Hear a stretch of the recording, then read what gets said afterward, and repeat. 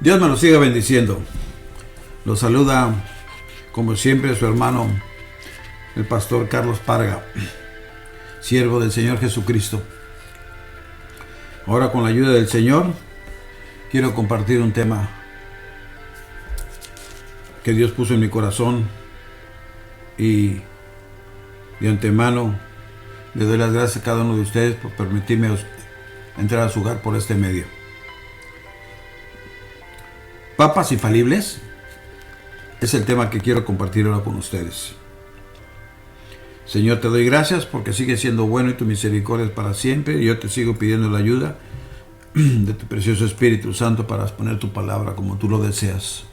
Te lo pido en el nombre que es sobre todo nombre, en el nombre de Jesús de Nazaret. Amén. Gracias, Señor.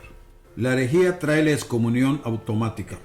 Aún un hereje papal, si no fuera restaurado por el arrepentimiento de su herejía, rompería la línea de la alegada sucesión apostólica desde Pedro. Hubo muchos papas que fueron acusados de herejía por otros papas y por los concilios, y un número de ellos fue formalmente excomunicado. El Papa Adriano VI, en el año de 1522 a 1523, quien personalmente pronunció al Papa Celestino II, en el año de 1191 a 1198, como un hereje, declaró que Juan XII era solo uno en una larga lista de herejes. Entre los primeros herejes que se sabe que se han sentado en el alegado trono de Pedro estaba Liberio, en el año 352 al 366. Al ser obligado al exilio debido a un altercado con el emperador, a Liberio se le ofreció la repatriación si denunciaba a Atanasio, quien había dirigido la lucha contra la herejía arriana. No siendo un rigorista por la doctrina, Liberio accedió al emperador y por esto se puso del lado de los que le decían que el hijo era menos que el padre, una opinión que la iglesia había denunciado consecuentemente como herejía de la peor clase. Los papas herejes aparecieron con bastante regularidad. Inocencio I, del 401 al 407, y Gelasio I, del 492 al 496, proclamaron que los infantes iban derecho al infierno, no al purgatorio, sino al infierno, si morían, aunque bautizados, antes de recibir la comunión. Después de todo, si uno toma literalmente a Juan 6:53, que dice así: no coméis la carne del Hijo del Hombre. Si no coméis la carne del Hijo del Hombre y bebéis su sangre, no tenéis vida en vosotros, como lo enseña el catolicismo. Entonces estos papas tenían razón, pero no se debe de tomar literalmente. Ese punto de vista fue condenado como herejía por el Concilio de Trento.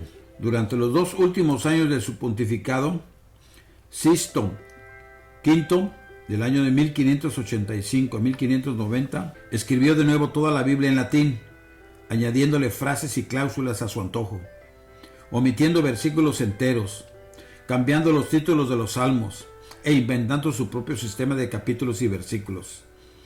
En una bula papal declaró: por la plenitud del poder apostólico, entre comillas, que esta nueva traducción, entre comillas, de la Biblia debe ser exhibida y mantenida como verdadera, lícita, auténtica e incuestionable en todas las discusiones, lecturas, predicaciones y explicaciones públicas y privadas. Así que cualquiera que desobedeciera debía ser excomunicado. Por supuesto, cuando el clero vio la pasmosa mano de obra del Papa, la cual había hecho que la Biblia aprobada por el Concilio de Trento y todos los documentos basados en ella quedaran anulados, se horrorizaron. Por fortuna, Sixto V murió pocos meses después y Bellarmín inventó un encubrimiento del asunto, como lo explica Pedro de la Rosa. Escúchenlo: una Biblia completa con los adornos de la excomunión sobre toda la iglesia, y estaba atestada de errores. El mundo académico estaba confundido. Los protestantes sacaban enorme placer y diversión del bochorno de la iglesia romana.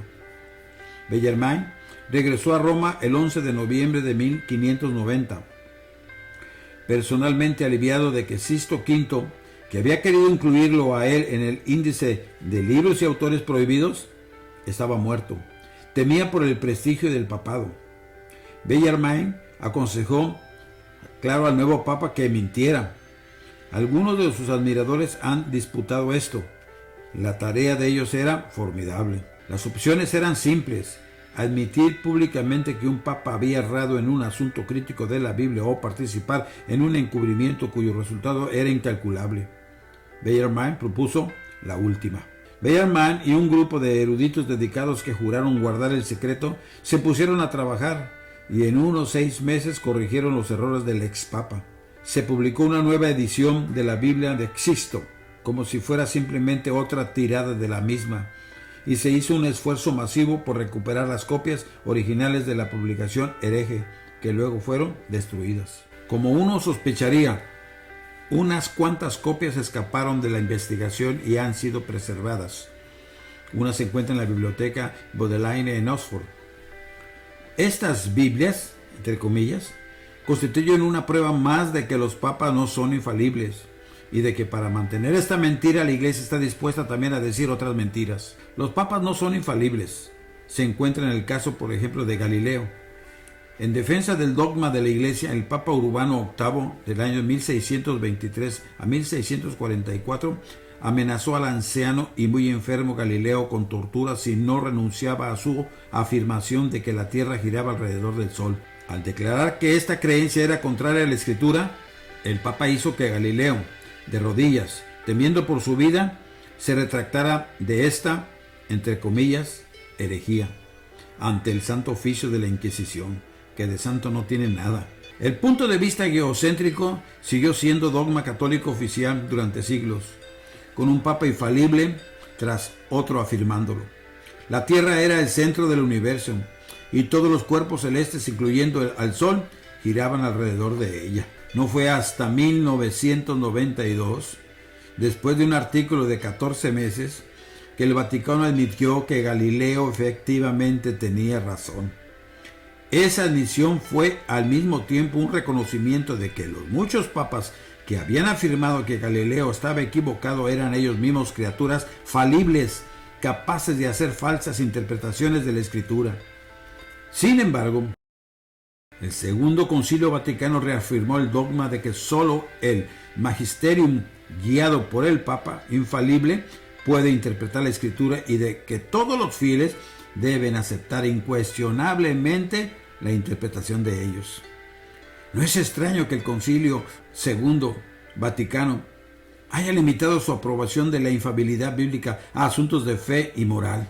Dicho concilio declara que, entre comillas, los libros de la Escritura firmemente, fielmente y sin error enseñan esa verdad de Dios. Por amor a nuestra salvación, deseaba ver confiada a las Sagradas Escrituras. Una edición de los Caballeros de Colón, entre comillas, parafrasea esta sección así: porque el siguiente, la Biblia está libre de error en lo que pertinente a la verdad religiosa revelada para nuestra salvación. No está necesariamente libre de error en otros asuntos. Por ejemplo, en la ciencia natural. Aparentemente, el Dios que creó el universo y que inspiró la Biblia no sabe nada de ciencia natural. Imagínese usted.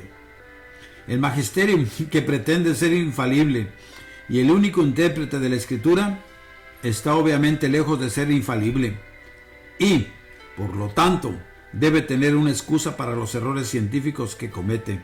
Por consiguiente, le echa la culpa a la Escritura. Al negar a los individuos la responsabilidad personal y moral de prestar atención a la palabra de Dios, en vez de lo que alguna jerarquía diga al respecto, la Iglesia Católica Romana se aferra a los últimos vestigios de autoridad que una vez ejercía sobre las vidas y conciencias de todos los hombres y gobiernos. En una ocasión mencionó San Agustín en el año 354-430, Roma ha hablado, la discusión ha concluido.